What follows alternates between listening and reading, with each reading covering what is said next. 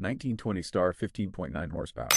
It is hard to judge how much remains known and remembered about the Star Motor Company and its cars. Our sense is not very much.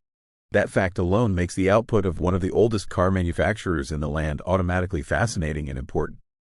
Star's claim to be one of the first English motor manufacturers will hold true in perpetuity, however. It all started in 1883 when two skilled cycle mechanics, named William Sherratt and Edward Lisle, set up their own bicycle manufacturing business in Wolverhampton. Unsurprisingly, the company was called Sherratt and Lisle, but they marketed their cycles under the Star name. In 1896, and in recognition of the success of their cycles, the company was renamed the Star Cycle Company. Edward Lisle was a pioneering motorist, too, and it is thought that in 1897 he bought a 3.5 horsepower Benz from a dealer in London. We do know that later the same year Star built a prototype car which closely followed the lines of the contemporary Benz, the body built in wood by a local furniture maker. The following year the Star Motor Company was formed, becoming one of just a handful of car manufacturers in existence at the time in England. By 1900 the output of cars was claimed to be 20 a week and ambitions were running high. As a younger man, Lisle had been a keen racing cyclist and realized the importance of racing success to a brand. As a result, he entered his cars for every test or competition for which they were eligible. This helped grow the business to a point where they claimed to be the sixth biggest car manufacturer in England. Restored in the 90s, and still in great condition today, the 1951 MGTD. If the MGTC whetted the Americans' appetite for retro-styles MG sports cars, then the TD gave them their fill, with the vast majority of a healthy production run being exported there. What was so appealing then prevails today, with the TD offering up a pre-war romanticism combined with more sophisticated 1950s underpinnings. This TD is an excellent prospect for enthusiasts, connoisseurs, and admirers of the breed. It presents beautifully and has benefited from some useful and future-proofing modifications. It has clearly enjoyed the expert input of those who know their MGs, too. Ready to enjoy immediately, this is a TD with much going for it and many years of faithful service ahead of it.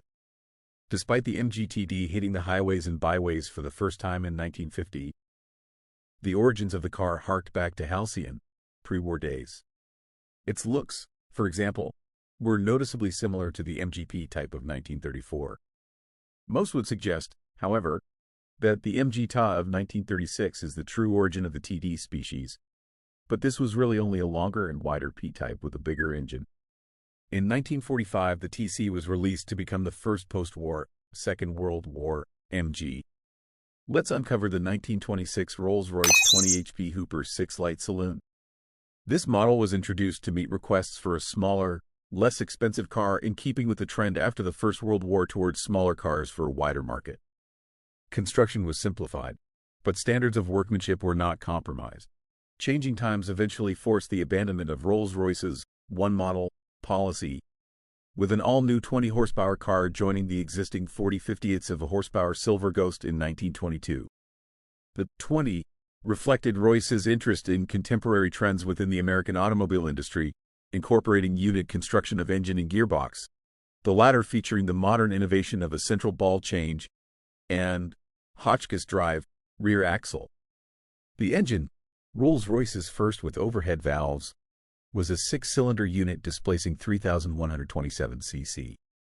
The 20 proved eminently suited to town use, yet could cope admirably with continental touring when called upon.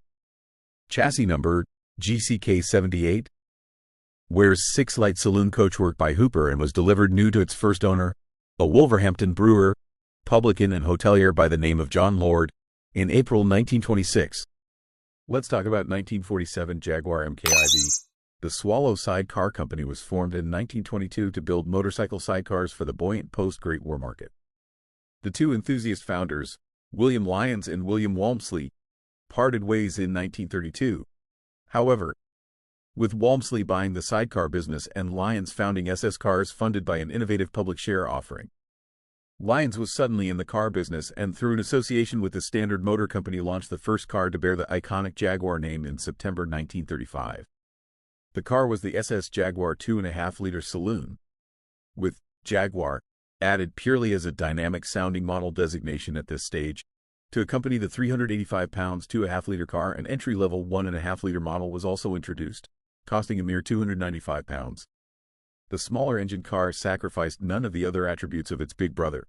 However, those included a standard-produced chassis to SS's exacting specifications and a stylish saloon body constructed of alloy and steel panels laid across an ash wooden framework. Motive power was initially provided by a 1,608cc side-valve standard engine and 4-speed manual transmission.